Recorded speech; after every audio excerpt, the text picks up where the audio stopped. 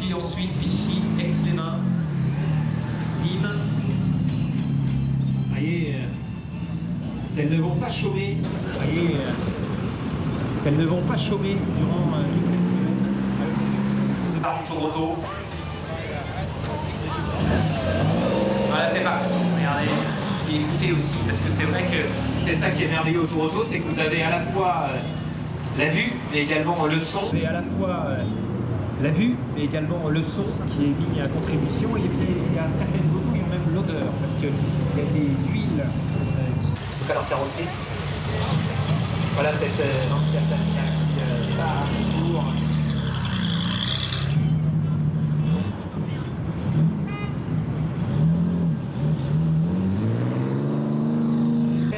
Penser avec quelques années d'avance à la MGB en Carmien.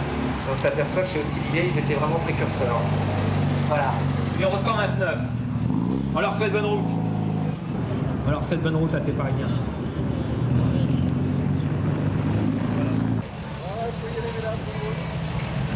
Bonne route, mesdames, et soyez prudentes et faites-nous profiter de cette jolie carrosserie de la voiture.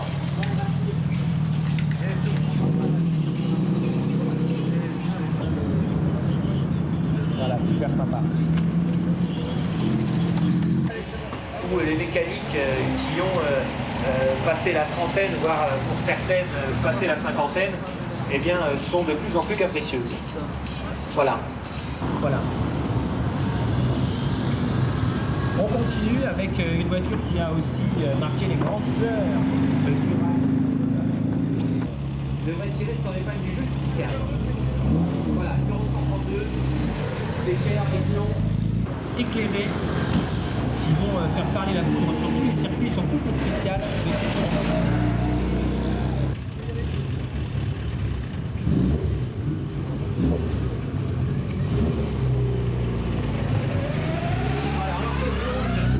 Et Damso. On verra ça bien entendu à l'arrivée. Il y a plein de choses qui vont se passer bien entendu durant ce Toronto, c'est ce qui fait l'intérêt de la chose. On vous souhaite une excellente route, soyez prudents. Le team Club Atalante, tiens voilà une main cratchée, donc 135. L'équipage belge.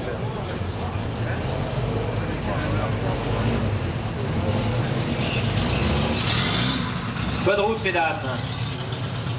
Madame Grant, qui est au volant, qui pilote également régulièrement des Amilcar et ce genre de choses en course, qui a tout à fait l'habitude du sport automobile. Tiens, voilà une triomphaire, on n'en avait pas vu pour le moment. Elle porte le numéro 136.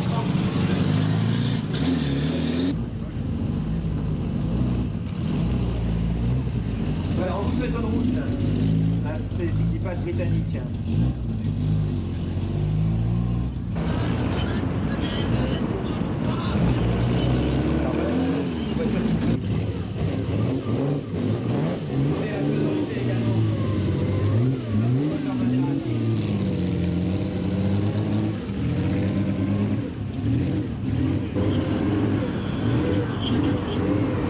Voilà, et puis on suit derrière avec une Morgane, numéro 138. Et bien de Hollande, c'est présenté par l'équipage. C'est comme ça qu'on a pu retrouver notamment les matras sur la route des routes de France, avec des Pescarolo et Bentoise qui venaient en découdre sur la route avec des voitures notamment. Il s'agit donc d'un équipage britannique guerrier, MGB de 65, équipé d'un Harton. Le numéro 141 est en tête. Le numéro 141 est en tête. Je dis sans niveau des performances, mais c'est très dommage parce qu'elle a une ligne qui elle aussi est superbe. Voilà, Alain et Christian qui partent avec cette superbe Porsche Carrera. Très bien présenté. C'est l'ancêtre de la Porsche 911 pour avec cette superbe Porsche Carrera. Et pas 911 mais 356. Tiens, regardez les petites poires, un petit cabriolet 900. Et qui vous est présenté. Et il y en a bien d'autres à dire qui sont derrière elle et qui méritent toute votre attention. Là voilà.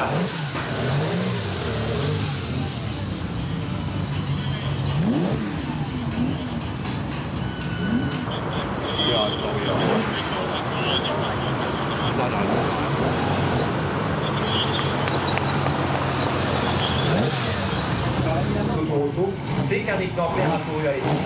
Une autre voiture tout à fait différente, très intéressante, ça va beaucoup plus vite maintenant que c'est le numéro 152. Numéro 152, c'est une voiture qui est unique dans sa carrosserie, c'est une Fiat Dyna S7 Sport de 50. C'est faire des raillettes celle-ci visiblement. Alors là je vous fais pas un dessin, vous les connaissez mieux que moi les tractions, on en a vu partout, il y en a plein les granges, il y en a... c'est la voiture française par excellence, c'est une voiture qui marche très très bien, avec laquelle on fait beaucoup de rallyes. Les rallyes évidemment pas les rallyes. C'est une Fiat Dyna SL Sport de 52. On connaît que cette carrosserie a priori, elle est équipée d'un 4 cylindres de 75 chevaux, elle nous est présentée dans l'équipage. Queen est venu spécialement des États-Unis pour participer. Voilà, on est plus dans le domaine du concours d'élégance que dans le domaine du sport, et pourtant ce sont des vraies voitures de sport. Hop là, et on a un tout petit peu trop à droite. Je prends les clés, voilà, 150. Et ma foi, elles ont l'air ravies en plus avec le toit ouvrant. Mesdames, mesdemoiselles, on vous souhaite très bonne route. Nous viennent de Suisse, ces charmantes demoiselles, même si la plaque est parisienne. Numéro 156. Nous sommes retournés du côté des Ferrari. Ferrari et visiblement il y a quelques soucis. Donc, bon, c'est pas grave, on l'a changé pour une 175 GTD. Vous voyez, avec cette signature Philippe Farina qui est exceptionnelle. Les autres autos exceptionnelles, on vous en parle. Ça va très très vite, elles sont toutes aussi légères les unes que les autres. C'est comme sont un véritable régal. Écoutez cette sonorité, c'est caractéristique. Ça, ce sont vraiment des autos d'exception également qu'on va faire rarement. On continue à 1959. Voilà, une Fraser Nash. Petite de la Manche qui n'existe pas. Fraser Nash, celle-ci a couru les 24 heures du Mans 59. Tiens, voilà une petite TTA. Beaucoup plus connu le 1500, le 1600 et puis le Twin Cam. Et qui évidemment avait des performances beaucoup plus intéressantes que le Puy 1500, encore que. Ils sont donc au départ. Suivra derrière le numéro 161.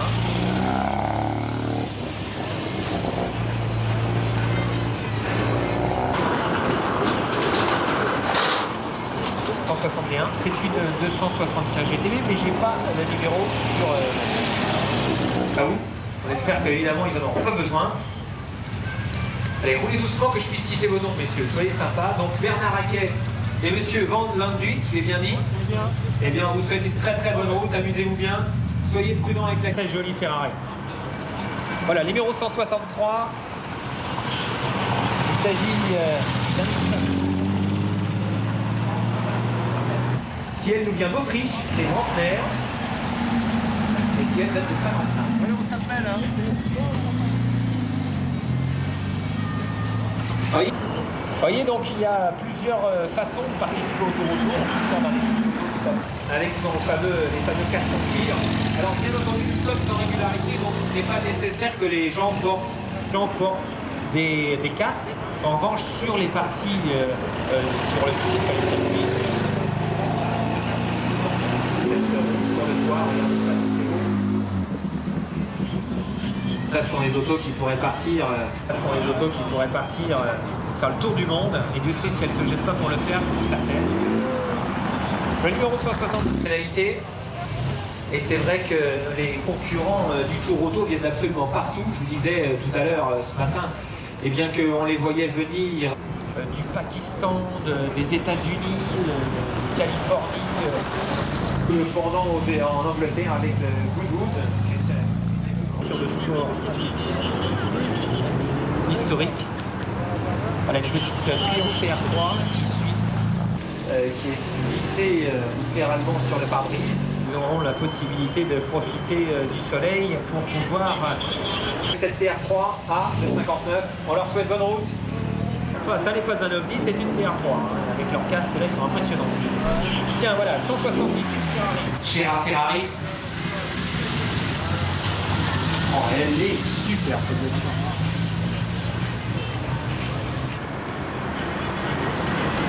Voilà, une autre Ferrari, pas pour le désirable. Parce qu'il n'y aura pas d'épreuve de vitesse. Et vous voyez, ils ne se sont pas déguisé en pilote avec force, combinaison, casque et gants, et c'est beaucoup plus cool. On le fait casque et gants, et c'est beaucoup plus cool. On le fait ça très calmement. Le numéro 160. Ici, puisqu'il s'agit du GT Tour de France. Voiture tout à fait historique. Numéro 172. Et qui part maintenant pour découvrir les joies de l'équipe française. Une autre voiture pour le moins historique. De la voiture celle qui s'occupait de ce merveilleux rallye. On leur souhaite en tout cas une très bonne route. Avec, vous avez vu les sticks Lido pour faire un petit pont avec les miniatures, puisque bien entendu les constructeurs du Kenner et de France. 3 litres 2, c'est un coupé de 63, à qui nous souhaitons également une excellente route. Ah, quand elles ne sont pas du tout touchées, quand elles restent exactement comme en sortie d'usine, elles sont très très belles, hein, quand même les Jaguar un petit peu. Voiture qui est sortie en 61, Salon de Genève. Et puis on change et on va voir. Le numéro 175 qui nous est présenté par Amalric et Zwiekowski. Équipage. Et puis le numéro 76 qui est présenté eh bien, c'est le nom du président du club Mercedes-Benz France et qui est lui aussi un habitué de ce tour auto. Suit une voiture d'assistante, excusez du peu, une 300 SL, cette fameuse 300 SL. L'étranger qui vient de tour auto, c'est pas seulement pour rouler en voiture, mais c'est également pour en profiter un petit peu au niveau de la gastronomie. Et en plus, c'est quelque chose sur lequel les organisateurs sont extrêmement vigilants. Cette année, tout particulièrement. Voilà. Encore une fois, pendant qu'ils sont en train de faire le tour au père, eh bien tout va bien se passer pour eux également.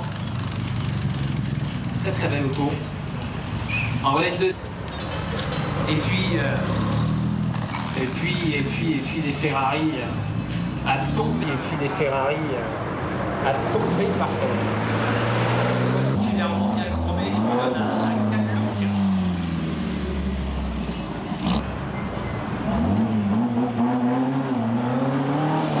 Regardez comme elle est belle.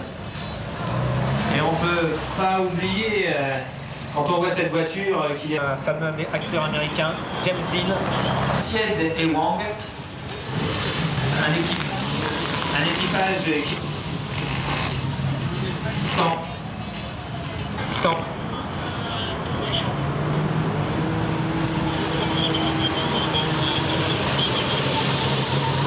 On a failli louper la 250 GTO. Voilà la voiture la plus désirable qui soit au niveau des collectionneurs d'automobiles anciennes, la 250 GTO. Pour information, c'est une voiture qui prend forcément. Lily Turner, deuxième de Grande-Bretagne. Il nous présente cette Rousseau 64. Derrière Renault Toussaint, numéro 186. Renault Toussaint, numéro 186. Soukari et Pacanetti. Et ils viennent découvrir la France. Voilà, Renault Toussaint, donc numéro 187. La petite ouïe d'aération chromée sur le capot. Les Américains en ont rajouté un petit peu. Ils sont californiens. Je m'en réfère à leur place. Allemands et néerlandais. Et puis après, le cheval cabré. Un autre cheval, celui américain de Mustang. Le numéro 200. Mustang aux couleurs de Fort de France, telles qu'elles étaient peintes pour le Toronto à l'époque. Et c'est d'ailleurs pour ça qu'il y a ce petit laqué sur le devant de son capot. C'est là où le Tour de France a participé au Mans en 61. Elle a participé au kilomètre de Montlhéry en 60. C'est cette voiture-là. On va à son tour en découdre avec les petites routes françaises. Et puis on continue avec les Speedster Porsche numéro 192 que nous avons à faire.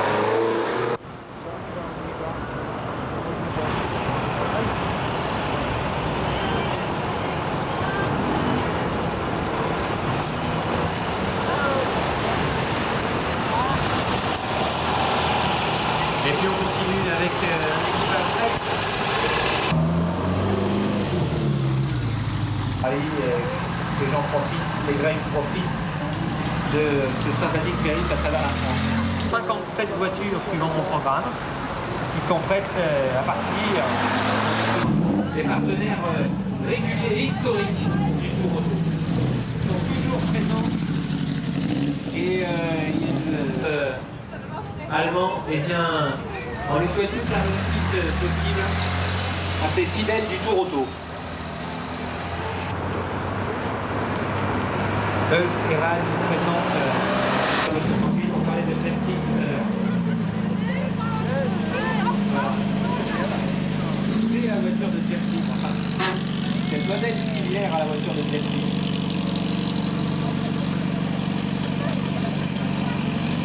Présenté par les équipages allemands avec ce numéro 204. Vous avez vu vous noterez le petit porte-bagages derrière. Inutile de vous dire qu'on ne peut pas mettre grand chose dans ces voitures. On continue avec les portes 356. 2000 GS de 62 qui part actuellement du numéro 200 qui a été entièrement refait visiblement, qui est splendide. Et puis vous avez le numéro 207 qui suit, qui est une Carrera GT, toujours un 356. Samedi, l'arrivée, avec on espère un beau temps, et quand même on sait pour le moment. John Bluffton, le numéro 207 qui part à son tour avec cette Porsche 356 C64. Voilà, tout de suite la sonorité est différente sous le portique puisque le 209 qui se présente.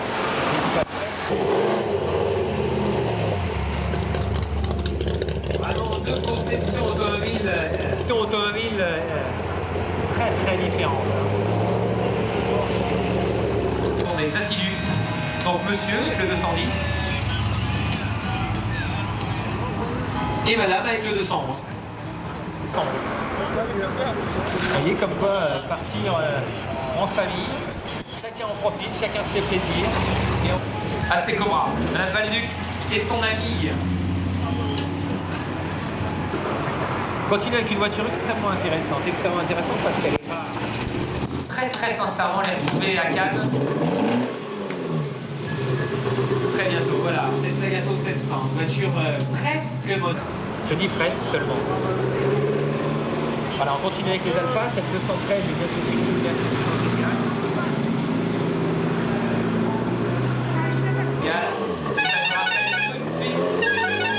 Un tour, peut-être pas forcément le Tour Auto, peut-être un petit peu le Tour de France.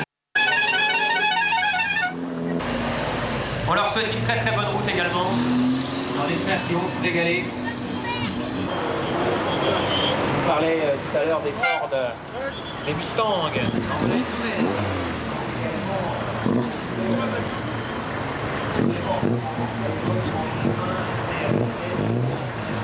Ouvrir la fameuse Mustang. Voilà donc cet équipage français qui nous présente cette Mustang de 67, choc et brouillard, pardon. Très bien préparé.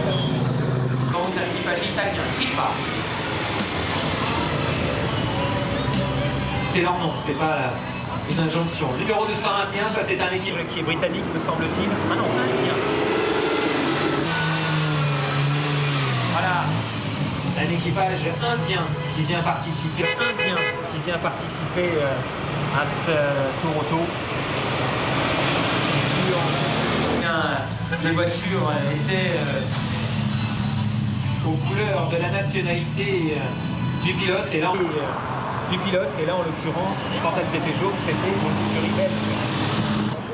Voilà donc l'Argentine qui est représentée par 3 fois dans le Tour avec 5 275 GTV qui sont encore à partir. C'est vous dire la qualité du plateau du Tour Auto. Je vous rappelle que ce Tour Auto qui est réalisé en partenariat avec Chrysler, également avec Autonomie Classique, avec Classic Sports Car, Facsimilé, de Nîmes qui sont des partenaires à part entière, et puis Dauphin, entreprise allemande qui n'oublie jamais de participer au Tour Auto. On ne verra pas donc Hermès qui a créé une montre spécialement pour cette édition. Et puis regardez le spectacle, numéro 225 est actuellement sous l'arche. Il s'agit d'un équipage argentin. concernant le Tour Auto, ben, vous avez tourauto-com sur internet, mais vous avez également tous les médias qui se font un très large écho, et on les en remercie d'ailleurs de cette manifestation qui est vraiment unique en son genre et personne ne s'y trompe. Voilà, encore une 275 CPV. Quand je dis encore, c'est pas parce que je suis blasé, moi s'en fout. Je suis blasé, moi s'en fout. 227, il s'agit de Nakaya et Gamboa, dont je ne connais pas la nationalité, qui régulièrement en Toronto, Cadio et Joubert, avec 275 GTB 66, des vrais amateurs français. Il n'y en a pas beaucoup, vous avez souvent entendu parler d'étrangers pour ce qui est des 275 GTB, mais là il y a un vrai équipage français et qui fait la victoire. Voilà, le numéro 229 se présente. Ce sera l'avant-dernier. Si tu peux. 229, c'est l'équipage Posner, l'équipage britannique, et puis le 230 avec un équipage suisse, donc ça c'est Gobert. 230 avec cette 275 GTB, 265, je dis par en faire pour la fin. Vous voyez qu'il y en a tellement.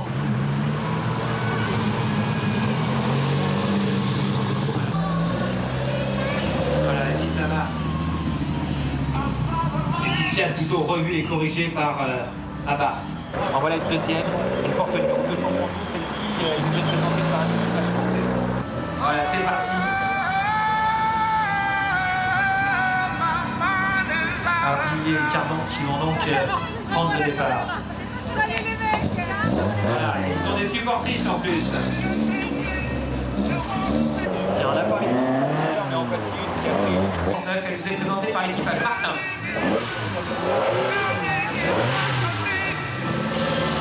Ça aussi, c'est une voiture qui a l'histoire du sport auto français et notamment du rallye. On l'a vu courir dans Monte Carlo.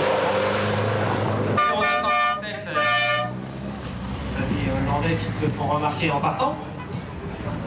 Les deux berlinettes, la première numéro 200. À mon avis, voilà, Eric Comas qui a créé cette écurie qu'on salue. Eric Comas et les pilotes célèbres qui viennent participer au rallye. Alors donc Eric Comas, il a créé une entité qui permet justement de louer des berlinettes, vous voyez, c'est les deux berlinettes qui passent devant. Alors évidemment avec tout le suivi technique qui s'impose. Et voilà donc une deuxième voiture que présente Eric Comas. Tiens, on va vous présenter tout au long du parcours cette fameuse auto.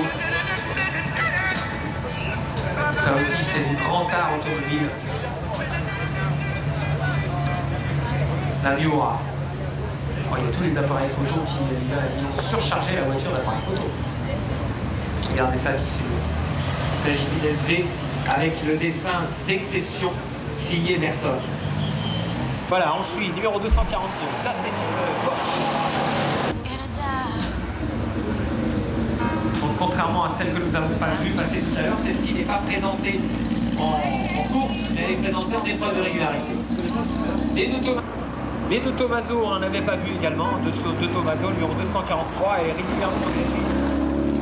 Et ils viennent se régaler eux aussi en participant avec une voiture avec laquelle Pierre de Poisy avait couru d'ailleurs il y a quelques années le Tour Auto. Moteur impressionnant. Voiture rarissime s'il en régale. Et on parlait c'est aussi une voiture qui est signée par Bertone. Une Porsche 200, le numéro 245, c'est la Porsche de Marty et Clément. De 2,7 litres. Il y a une tapée Porsche 2,7 litres RS qui suit derrière. Numéro 246 à suivre. L'équipage avec cette RS 2,7 de 73. C'est l'immatriculation de la voiture qui m'a induit d'erreur. Voilà, la courcade. Un volant Bugatti. Numéro 248.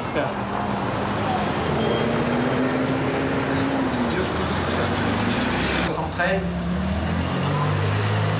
Et cette femme au volant, ça c'est plutôt sympa. On n'en voit pas suffisamment. Numéro 250. Numéro 250. Berthelot et Pelletier, c'est un équipage français, également avec une 2 litres 7 RS de 60. Comme celui de Dijon, celui de Charanne, celui du circuit de Denon. Vous voyez, on a le coude à la portière. C'est pour vous dire qu'on va faire ça plutôt cool. Ensuite, une autre voiture tout à fait intéressante, signée par les sorciers de Stuttgart, pardon, numéro 251. Ça, c'est un 4 cylindres. Ah, il y a peut-être confondu. Juste derrière, c'est pareil, c'est un 4 cylindres, numéro 252. Il s'agit des Lefebvre. 252 voitures viennent de passer sous le Porsche. 252 voitures ont pris la direction de Sens puis de Dijon. Et 252 voitures vont espérer rallier Cannes d'ici la fin de la semaine, c'est-à-dire samedi. Merci à tous.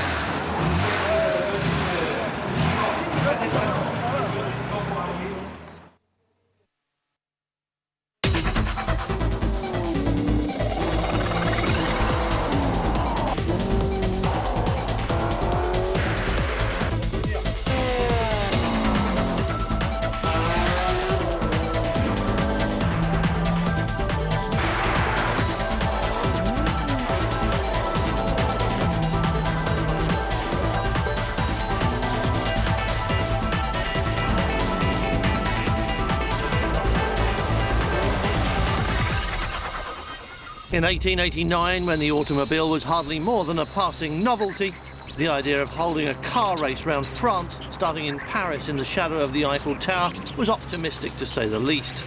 But more than 100 years later, as the competitors gather by the fountains of the Trocadero, it appears that optimism was well-founded, and the event, now called Tour Auto, in order to avoid any confusion with some kind of bicycle race, is one of the most significant classic car gatherings in the world. A rolling museum which embraces some of the most historic names in motoring history on an entry list that consistently tops 200 cars. Porsche, GT40, Cobra, Matra, Jaguar and of course Ferrari. More than 40 of those, and half of those entries begin with the numbers 250. It was just over 10 years ago that this became an event for historic cars. And in order to take part, a car must be of a model which had been entered between 1951 and 1973. And it cannot be modified or altered from that original specification. That's a very rigorous set of criteria, but it nevertheless provides for an interestingly and entertainingly broad spectrum of cars. There's so much to look at, and every car has a history and a character worthy of scrutiny. But it's not just a rolling museum. The Tour Auto is also a hugely enjoyable social occasion, a long drawn-out gastronomic parade through some of the most beautiful scenery in Europe, punctuated by moments of intense excitement behind the wheel. Parce que on découvre des régions de France nouvelles, même pour nous. Et en plus, il y a quand même un côté sportif avec des épreuves de vitesse très intéressantes. Et un plateau de voitures aussi, lui aussi, extraordinaire. Some of the cars do have a fair history of their own. This is one of several Carrera 6 entries with a racetrack CV that includes a second in class at the Daytona 24 Hours in 1966. Alors la raison pour laquelle je reviens depuis plusieurs années au Tour Auto, c'est que évidemment il y a les courses, il y a les amis que l'on retrouve chaque année et avec qui on passe un moment agréable à s'amuser, à faire les circuits et découvrir la France en fait. Parce que grâce aux routes du Tour de France, on va dans des coins où on n'aurait pas imaginé aller soi-même, tout seul. In order to allow such a disparity of cars to compete together with some kind of meaning, there have to be regulations. And the first of these is that cars built after 1965 are eligible to take part but cannot compete for the overall victory. So neither the Ferrari nor the Alfa can take that overall win. But of the 5 GT40s on the entry list, there are 3 from 1965 itself, So there's a good chance that last year's win for the brutally pretty Ferrari backers can be repeated. But there are plenty of cars with character here. We'll come back to Matra later, but what about the pretty Renault-powered Alpines, of which there are half a dozen here this week, one of them driven, as we saw, by rally driver Jean Ragnotti. It's a combination which ought to provide spectators on the closed road sections and the racetracks with considerable excitement.